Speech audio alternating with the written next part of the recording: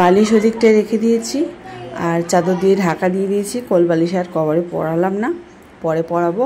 আর ঝেঁটাটা আমরা এই সাইডটাই রাখি, ওই দিকটা একটু ফাঁক আছে। আর সামনেটা চাদরটা গুজলাম না, একটুখানি ঝুলিয়েই দিলাম। সবসময় এক ডিজাইন ভালো লাগে বলো?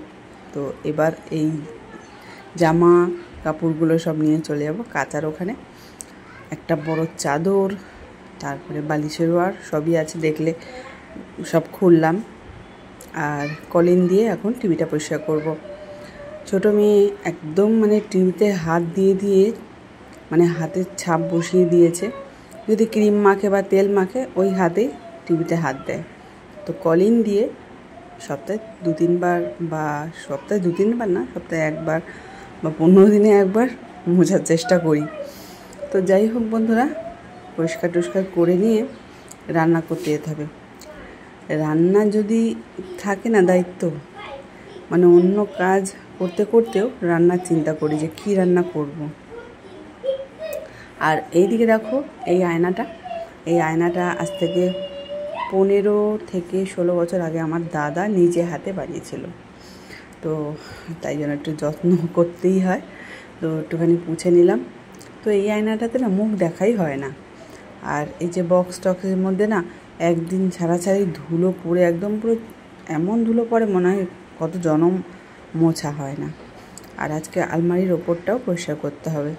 তো ভাবছিলাম তোমাদেরকে আরও অনেক কিছু পরিষ্কার করা দেখাবো, মানে হচ্ছে শোকেস, তারপরে ঝুল টুল বা পাখা পরিষ্কার। তো আজকে তেমন আর দেখাতে পারলাম না, বাজারে যেতে হবে তাই জন্য।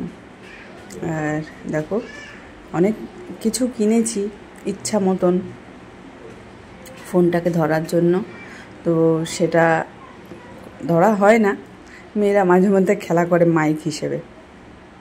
আর মেয়েদের খেলনাগুলো একটু একটু করে মুছে রেখে দিচ্ছি। এই আলমারির ওপরে ছিল অনেকগুলো পুতুল, সেগুলো নিয়ে চলে গেছে ওই ঘরে খেলার জন্য, তাই জন্য ওই জায়গাটা খালি খালি আছে। তো মুছছি। আর বর এসে খুঁজছে মানি ব্যাগ। তো গেছিলো বাইরের দিকে, এসে বলছে আমার মানি ব্যাগ খুঁজে পাচ্ছি না। তো সেইটা জন্য তন্ন করে মানি ব্যাগটা খুঁজে তারপরে আমি পেলাম। তাই জন্য ভিডিওটা আরও আমাকে অফ করে দিতে হলো, নাহলে আমি আরও ঘর পরিষ্কার করতাম আর কি। বাজার থেকে নিয়ে চলে এসেছি আলু পেঁয়াজ। বাজার বলতে সামনে একটা দোকান আছে, মুদিখানা দোকান, তো সেখান থেকেই নিয়ে চলে এসেছি। আর এই সবজিগুলো তো আগের দিন বর নিয়ে এসেছিলো। আর উচ্ছেটাও আমি ওই কাকুর দোকান থেকে নিয়ে এসেছিলাম। আর আজকে উচ্ছে দিয়ে কুমড়ো দিয়ে ভাজা হবে। উচ্ছে আলু দিয়ে না ভেজে যদি কুমড়ো দিয়ে ভাজা হয় দারুণ লাগে খেতে। তো কুমড়ো দিয়ে আর উচ্ছে দিয়ে ভাজবো। আর এদিকে দেখো ম্যাগিটা কি অবস্থা। তো ম্যাগিটা করেছিলাম, খাওয়ার সময় পাইনি, একদম শক্ত শক্ত হয়ে গেছে। এটা খেতে একদমই ভালো লাগে না, কী করব, খেয়েই নিলাম। আজকে দুপদের মাছ আনা হয়েছে। এক হচ্ছে পমফ্রেট মাছ আর লোটে মাছ বাবা খেতে চায় না, তাই জন্য বাবার জন্য পমফ্রেট মাছ এনেছে। পমফ্রেট মাছ শুধু বাবা একা খাবে না, ছোটো মেয়েও খাবে। আর আমার বড় মেয়েও লোটে মাছ খেতে পারে না, গলায় ওর কাঁটা বেঁধে যায়। তো যাই হোক, উচ্ছে ভাজা কমপ্লিট। তো এবার রান্না করব লোটে মাছ। আমার পমফ্রেট মাছটা রান্না হয়ে গেছে, সেটা তোমাদেরকে দেখানো হয়নি। যদি সব কিছু দেখাই তাহলে তো ভিডিও এত বড় হয়ে যাবে। তো যাই হোক, অনেক কিছু দেখাইনি রান্নার, বেশ ভালো করে কষিয়ে নিয়েছি, যতটা পেরেছি কম জল দিতে। যা মানে বাটার মশলার জলটা ছিল সেইটুকুনি একটু দিয়েছিলাম আর করেছি। যাই হোক, আর লোটে মাছটা খুব একটা বড় ছিল না, মোটাও ছিল না, সরু সরু ছিল, কিন্তু টাটকা ছিল, দারুণ হয়েছিল খেতে। লাস্ট খেলাম মেয়ের পাতে। আর এদিকে দেখো বর মেয়েকে ঘুম পাড়িয়ে দিচ্ছে। সকালবেলায় ঘুম থেকে উঠে, সকালবেলায় বলতে 8টার সময় ঘুম থেকে উঠেছে, তো ওকে ঘুম পাড়িয়ে দিচ্ছে। এখন 3:30 মতন বাজে, 3:30-এরও বেশি বাজে। তো মাথাটা ঘষলাম আর ছোটো মেয়ের পাতেই খেয়ে নিয়েছিলাম। আর কেননা খাওয়া দাওয়ার পর আওয়াজ সব আঁশ হবে, তাই জন্য খেয়ে নিলাম ওর পাতে। মুছলাম 2বার করে, সব থালা বাসনও মেজে রেখে দিয়েছি। এখন আসবে বড় মেয়ে, তো দরজাটা বন্ধ করে দিলাম, বিড়াল ঢুকে পড়বে নালে। আর আমাদের এই লাইটটা আমরা যতক্ষণ খেয়েছি জ্বলেনি, এখন জ্বললো। আমি লাইটটা জ্বালিয়ে রেখেছি কারণ আমার বড় মেয়ে এসে খাবে, তাই জন্য। বাবা নিয়ে যাবে, বাবা ঘুমিয়েছে একটুখানি, ঘুম থেকে উঠে বাবা নিয়ে আসবে। আর এখন যাব, মাথাটা ঘষলাম, ভীষণ নোংরা হয়েছিল মাথা। এবার যাই ঘরে। আর ড্যাডি তো ঘুম পাড়ি দিয়েছে ছোটোটাকে, তো তোমাদের সাথে কথা বলে এসে দেখি বর শুয়ে পড়েছে, বলছে টিভিটা বন্ধ করে দাও। টিভিটা বন্ধ করে দিয়ে আমিও একটু বিশ্রাম নিলাম। নকু এসে আমাকে একটুও ঘুমাতে দেয় না, আর ঘুমও হয়নি, দেয়াও নিয়ে চলে এসছে এগুলো।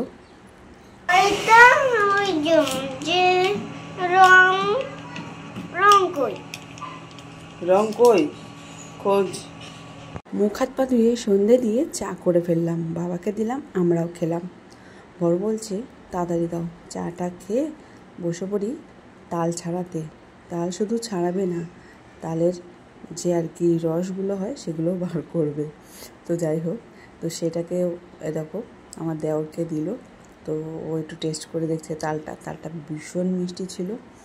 আর আমি না তাল একদমই গুলতে পারি না, আমার খুব কষ্ট হয় তাল গুললে, হাত ব্যথা হয়ে যায়। তাও ও বলছে যে তোমার তো হাত কেটে গেছে, তো আমি তালটা গুলে দিই।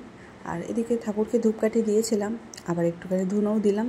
বৃহস্পতিবারে একটু ধুনো দিতে ইচ্ছা করে, বৃহস্পতিবার ধুনো দেবই, আর অন্য দিনও দিই, মানে ইচ্ছা হলে দিই, না হলে বৃহস্পতিবার দিই।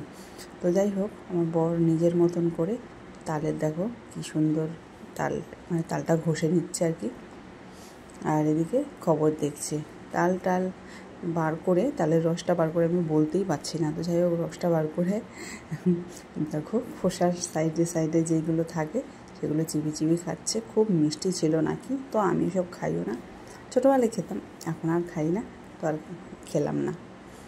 সকালবেলা একটু গোবিন্দভোগ চালের ভাত করেছিলাম, বড় মেয়ে খেয়ে গেছিলো, সেটাই ছিল। আর একটু গরম করে একটু জলও দিয়েছিলাম, গরম করে ছোটো মেয়েকে দিলাম, বড় মেয়েকেও দিলাম। আর তারপরে চলে এসেছি ওপরে রান্নাঘরে তালটাকে একটু ফোটাতে। এবার নিয়ে নিচ্ছি একটা বাটিতে। এবার তো দেখো বন্ধুরা, এদিকে আমি তাল নিয়ে নিয়েছি, তালের গোলা আর কি। আর এদিকে দেখো কলা আর নারকোলটাকে কুড়ালাম। তো আমার দেওর নিয়ে এসছে এগুলো সব। দেব পরিমাণ মতন সুজি, কমও দেবো না বেশিও দেবো না, আন্দাজ মতনই দেবো। আর এদিকে দেখো বন্ধুরা, 3 মুঠো মতন নিয়েছি আটা, চিনি,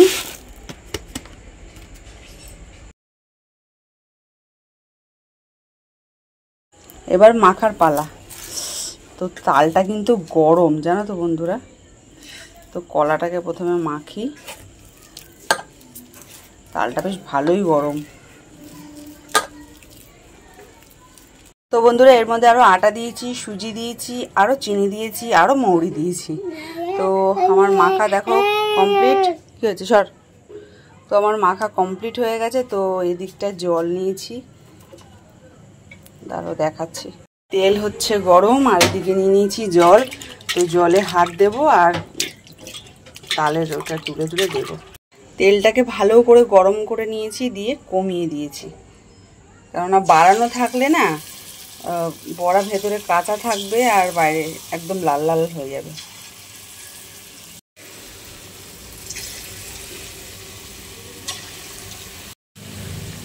এবার আমি আঁচটাকে বাড়িয়ে দিয়েছি, আঁচটা বাড়িয়ে দিয়েছি, বেশ কিছুক্ষণ হয়ে গেছে।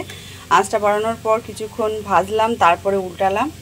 তো এখনও হবে, অনেক হবে, সবে উল্টেছি। এবার এগুলো লাল লাল হবে, তো আর কাঁচা থাকার আর ভয় নেই, আঁচটা বাড়ালেও অসুবিধা নেই। তো বন্ধুরা দেখো কিভাবে ঘেমে গেছি। আর আমি নারকোল একদম ফাটাতে পারি না, কিন্তু আজকে নারকোল ফাটালাম, তবুও একটুখানি তেরা ব্যাকা হয়েছে, দাঁড়া দেখাচ্ছি। একটু তেরা ব্যাকা তো হবেই। তো এ দেখো, এটা বড় সাইজ আর এটা ছোট। তো যাই হোক, নারকোল কুড়ালাম কোনো রকম, আর ওটার মধ্যে দিলাম। আর হচ্ছে কলা, হচ্ছে আমার মা না যখন তালের বড়া করতো তখন না কোনোদিনও কলা দিত না, কোনো দিন দেখিনি আমার মা কলা দিয়েছে বলে। কিন্তু আমার শ্বশুরবাড়ির লোকেরা কলা দেয়, ভরে ভরে কলা দেয়, যতটা পারে। মানে তালের বড়া না, মনে হয় কলার বড়া। তো যাই হোক, আমার দেওর নিয়ে এসছে, আমি সাদা তেলটা নিয়ে আসলাম। আজকে যখন দোকানে গেছিলাম আমি সর্ষের তেল আনলাম, ভাবলাম সাদা তেল নেবো না, থাক সাদা তেল নেবো না, ব্যাস সেটা আমাকে সন্ধ্যাবেলা আনতেই হলো। তো দেখো ঘোলা ঘোলা দেখাচ্ছে, স্কিনে তালের লেগেছে। তো যাই হোক, বড়াটা ভাজি, আঁচটা বাড়িয়ে দিয়েছি, বেশিবার লাল লাল লাল লাল করে ভাজবো, ভেজে তুলবো। আর আমার দেওর ভাসুর ওরা সব বাসি খায়, আমরা গরমই খেয়ে নেবো। আর যা থাকবে থাকবে, অনেকটাই মেখেছি অবশ্য, আর কিছু রেখে দিয়েছি। তালের ক্ষীর খেতে আমার ভীষণ ভালো লাগে, তো দুধ দেবো না, এমনিই খাবো ওটা। তো বন্ধুরা সঙ্গে থাকো। তো বন্ধুরা একদম লাল লাল হয়ে গেছে। আর আজকেই না ছানছা হাতাটা আমি ভাত তুলেছি, তো আমি আর আনলাম না ছানছা হাতা, তো কমিয়ে দিলাম আঁচটা দিয়ে। এবার তুলে ফেলবো আস্তে আস্তে, তাহলে এর থেকে বেশি লাল লাল হলে মানে কালো কালো হয়ে যাবে, ভালো লাগবে না তখন। তো আস্তে আস্তে করে তুলে ফেলি, এবার ফোনটা রাখতে হবে।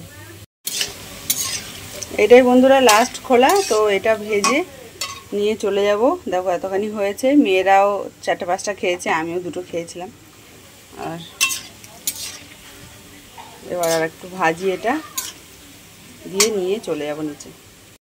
কি গো তোমাকে খবর করতে বলবো। কি গো তুমি তাল ছুলেছো, তা তালের বড়াটা কেমন হয়েছে বলো? তালের বড়াটা তো আমি করেছি। নীলু কেমন হয়েছে? কেমন হয়েছে সোনা? ভালো হয়েছে। কেমন হয়েছে? ভালো হয় কিসের উপর জানো? তালটা মাখার উপর, যে তালটা কষ্ট করে বের করে তারপরে করতে হয়েছে। বাংলাদেশের লোকের সাথে পারা যাবে না, বুঝলে তো? কাটবে আমার, তুমি তুমি তো তালটা কে মাখিয়েছে বলো? আবার তালটা কে মাখিয়েছে? সিবিআইয়ের কাছে ছিল না, সেটা তো অন্য ঘটনা ছিল। আমরাই কিন্তু সবথেকে বেশি ওপেন মাইন্ডেড হয়ে আজকে বলতে রাজি হয়েছি, আমাদের প্রতিনিধিরা গেছে। কিন্তু যখন প্রশাসনিক কর্তারা এটা মনে করছেন, এবং মুখ্যমন্ত্রী অবশ্যই, যে লাইফ 5 বছর আগে মুখ্যমন্ত্রীর সঙ্গে জুনিয়র ডাক্তারদের বৈঠকের অন্যতম ইস্যু ছিল সুরক্ষা।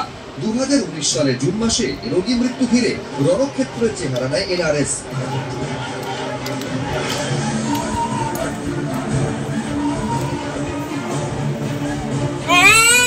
গুরুতর আহত হন পরিবহন মুখোপাধ্যায় নামে